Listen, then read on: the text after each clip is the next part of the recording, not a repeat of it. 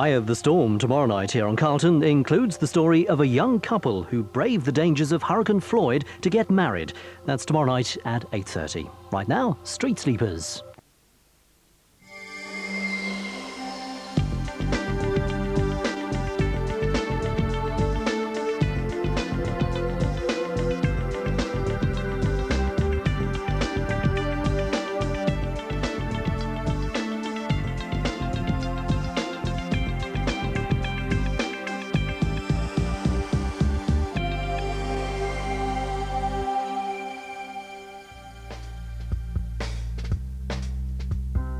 Every night, more than 600 people are sleeping on London's streets.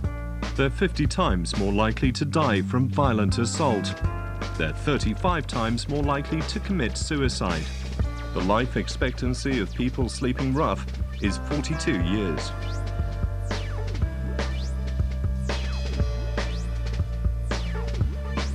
It is morally reprehensible of any country like ours to leave those people there for another minute, another hour, another month or another year. The government has pledged to bring rough sleepers in from the cold. But can the latest initiative get them off the streets for good?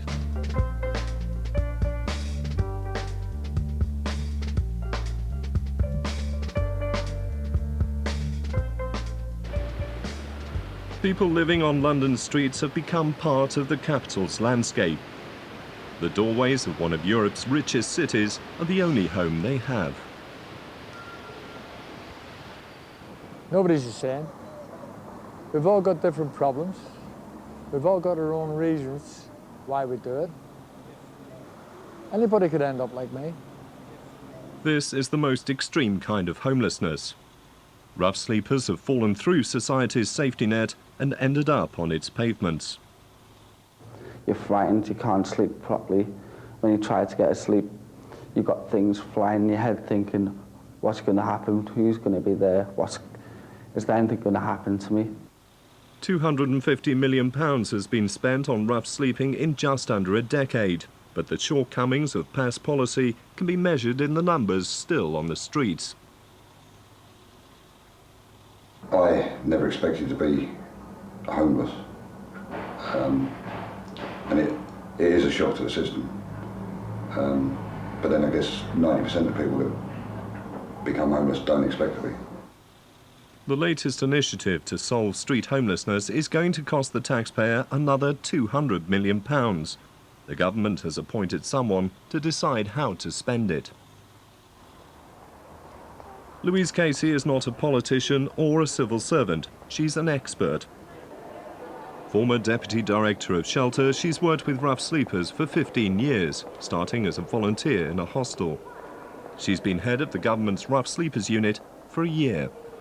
Not only is she exceptionally well known in the housing movement, but perhaps even more importantly, she has a very strong objective. And I think everyone in this room would agree she's made a very forthright start in trying to achieve that. Louise Casey. Andy, I'm never sure whether forthright is a compliment or not, but I'll take it as one today. In the next 2 years, Louise Casey has to do what £250 million and almost a decade couldn't: to reduce the number of people sleeping rough by at least 2/3. A lot of people say to me, oh, you know, surely, Louise, it's just as straightforward as building a load of night shelters or hostels or whatever. And I kind of think, oh, God, if only it was that simple, really. Then somebody would have got there long before I'd arrived on the scene. Because we know that, that people that have got quite significant mental health problems or alcohol problems or drug problems are not easy to house. Getting people off the streets is about more than putting a roof over their heads. 50% of rough sleepers have a drink or drug problem, and around half of them have mental health problems. They're very isolated, very lonely, and they have physical health problems into the bargain. And a lot of those people have been out for quite a long time. My job is to give those people a route back from the street, which is, one that isn't just for tonight, but will be for the rest of their lives.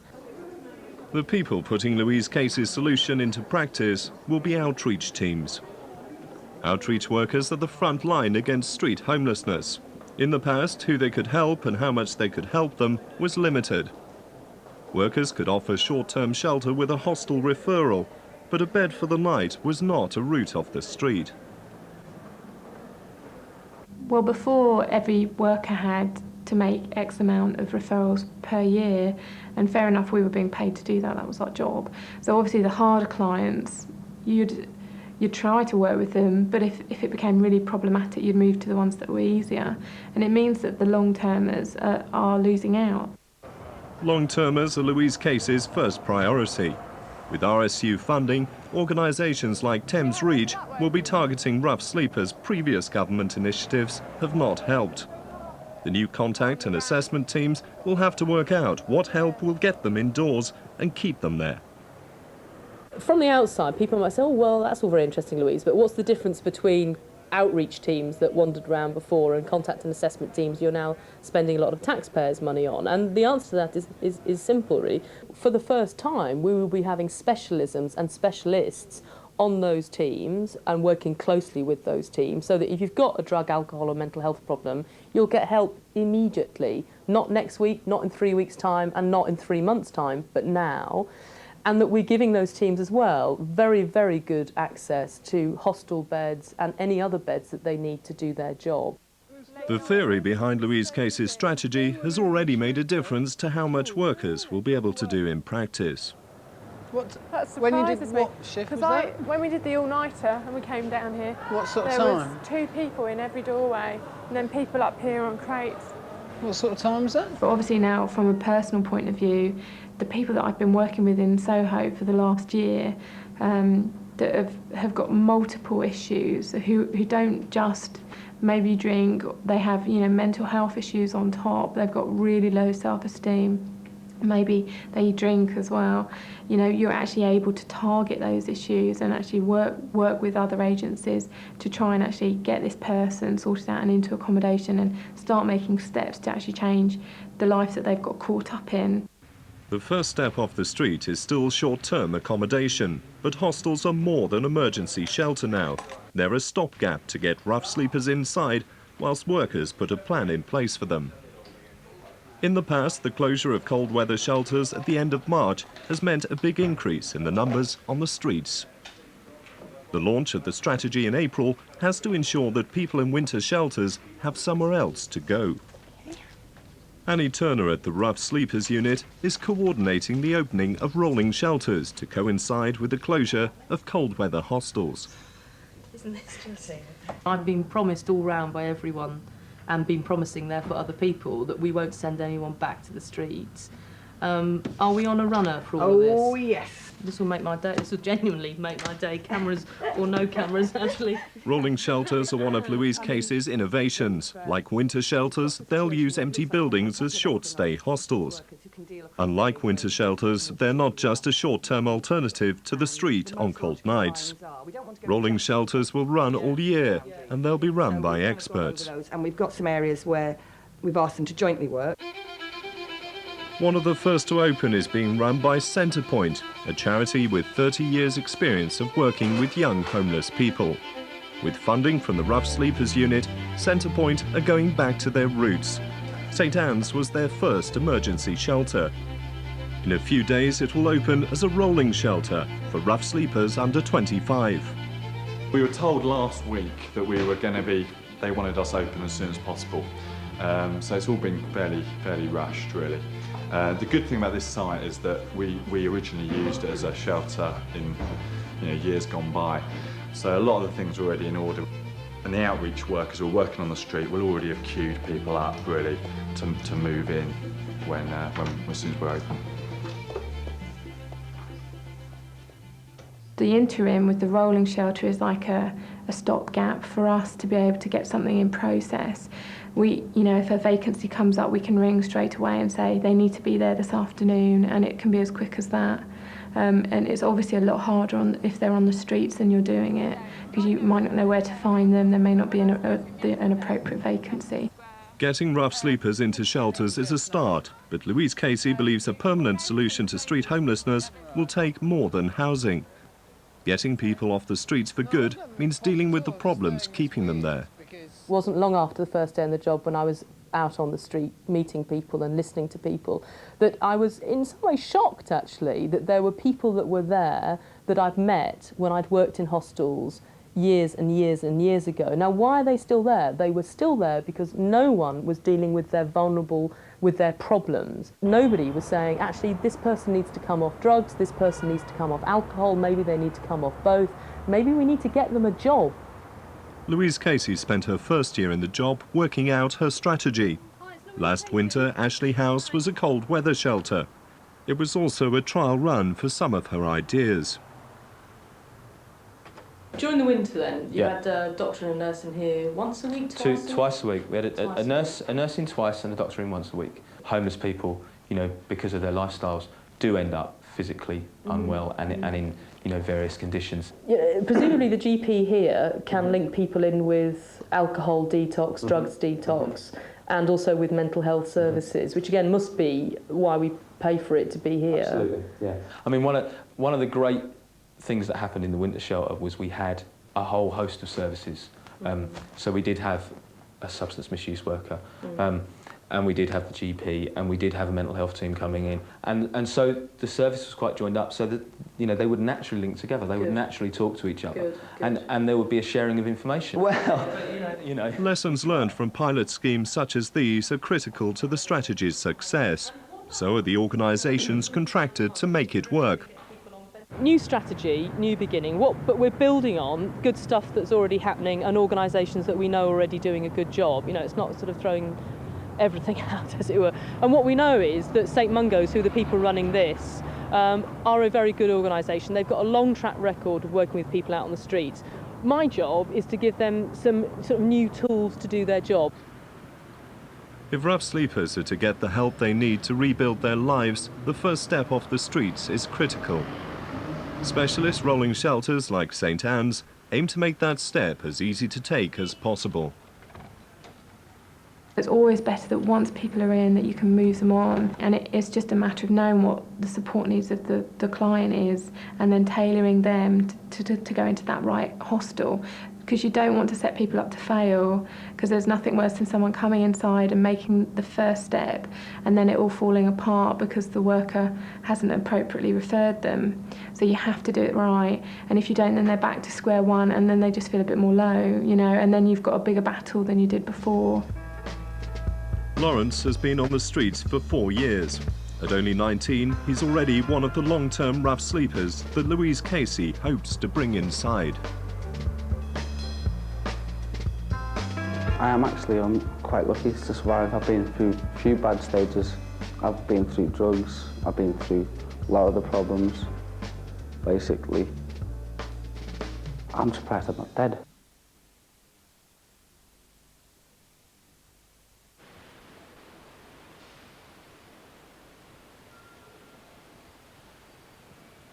Lawrence has been homeless and living on the streets for 4 years. He's 19.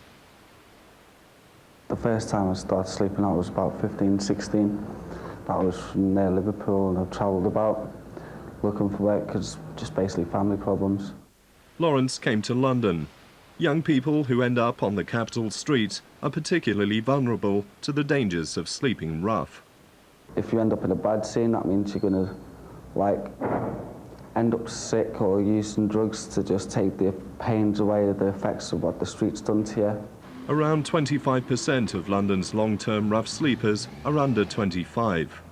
The longer they've lived on the street, the harder it is to get them inside. Centrepoint are running rolling shelters specifically for young rough sleepers. The idea is to get the door as wide open as possible, to bring these vulnerable young people in, which can be very challenging in itself, and the cat workers are always saying just to get someone in can be a real success if they've been on the street 2-3 years.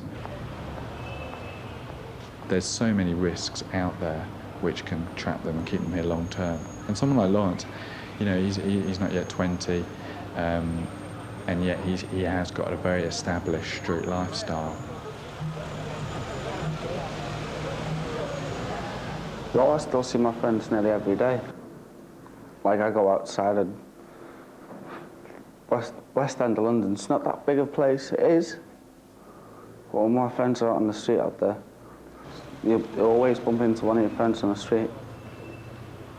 It's not a big place out there. You're looking, obviously, to develop their independence and just bed down and the skills. So that means claiming for benefits. It means reducing drug use or using more safely, thinking about detox. And so we've got an opportunity to try and offer some hope, some security, some safety, and all of those things people are craving, however much other things like their drug use get in the way. Rebuilding the lives of long-term rough sleepers with such entrenched and complex problems is a long-term process. I'm coping through a lot better than I was. I may be crawling, just to get to that certain way. You take one step forward, and if that one's all right, you can take another step. I think the trouble is that we can feel, a phrase I heard recently is like the ambulance at the bottom of a cliff. And you are constantly picking up people who've been so highly damaged that it's very tough for real rebuilding to go on. And what we've got to do is ensure there's funding, and we're working at the top of the cliff to make sure people aren't falling off. Under the Rough Sleepers unit, workers can tailor the system to the needs of individuals. This flexibility is essential because there's no stereotype. There are as many reasons for rough sleeping as there are people on the streets. I had an accident at work. At the same time, I split up with a long-time girlfriend. I couldn't work for a long time. Tried a few appalling bedsits, and I ended up here. Ian is typical of those targeted by the RSU. A long-term rough sleeper by default, he's still on the street because of the shortcomings of previous initiatives. Some people can't live in hostels, so I have trouble in some of the better hostels, and I've seen some rough ones as well. When contact and assessment teams started in April, Ian was one of the first people to benefit from the new system. Caroline Mawson had known Ian for over a year, so his case was referred to her. We were able to quite quickly move him into accommodation because there was a vacancy into King George's hostel, which is like a group of flatlets where people share communal areas, but they have their own room, they have their own sink. And he's doing really well in there, to go from the streets, and he's really, coming on leaps and bounds. The resources available to CAT workers gave Caroline quick access to the accommodation best suited to Ian whilst he waits for permanent housing. The wait will be a lot shorter under the new strategy. He's now got accommodation, and because he's now inside, we can work towards more permanent accommodation, which will be affordable for Ian if he wants to work, and he's been saying he does. And I think, give him an opportunity and he'll be out there trying to earn some cash, and just like anyone else does. Because of my job, I can't go to work unless I can get rest and obviously a bath after work. For most people, it's the fact that it's warmth, the bed, a lock on your door, But for me personally, it's the fact that I can get back to work. Yes. It's 2 months since the strategy started. Hiya. So, how's it going with St Mungos? OK, we're out on the streets, regular now. Good. Early mornings, late nights. Every day? Every day. Louise Casey and her team have 2 years to reduce rough sleeping by 2/3. It's an ambitious target and an even more ambitious deadline. Her appointment last year provoked accusations of headline hunting and gimmick politics. For the last 10 years, successive governments have attempted to do something about this problem, and it hasn't worked. The people are still there, the people are still dying on the streets, and we needed a response that was very determined and very driven. So they get me, and they get a unit, they get a ministerial committee of ministers from every government department that's relevant in senior positions, and together we work across government in a really determined way. Now, that's not a gimmick. There's nothing, you know, sophisticated about that. That's just pure determination. For the people putting her plans into practice, Louise Casey is more than just a figurehead.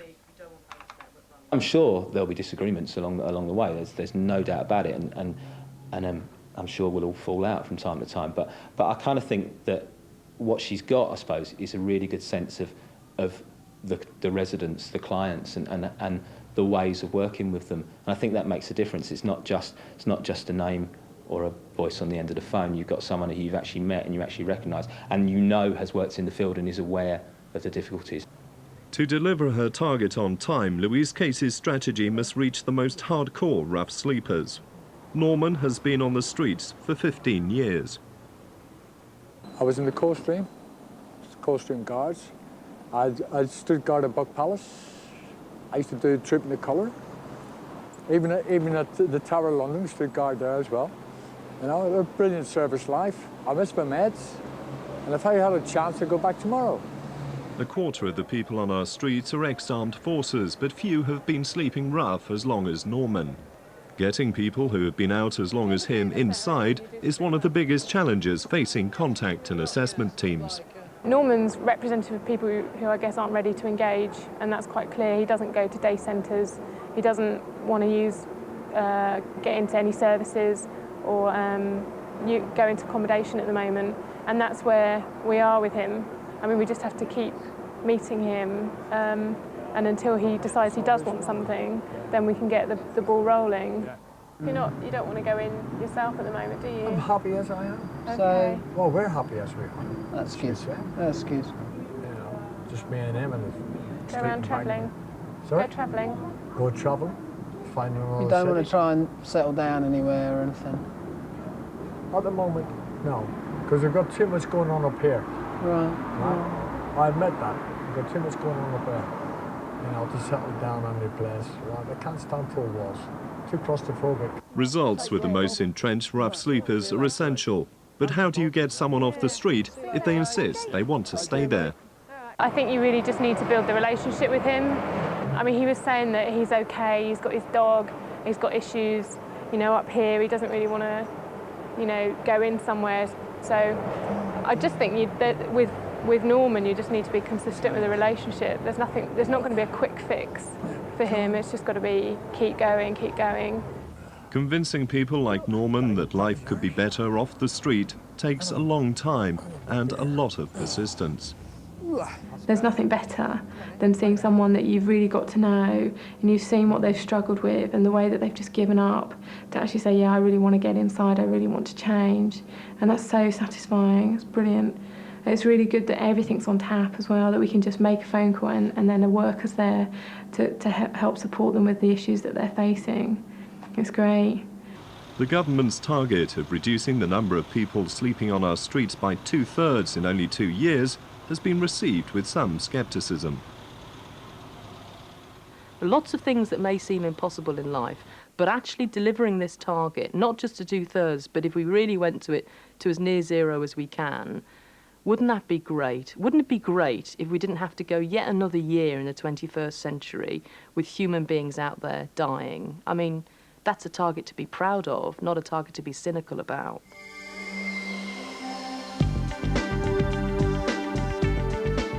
What will the cars on our roads be like in the future? Alistair Stewart presents the second of 2 police camera action specials, here after the break.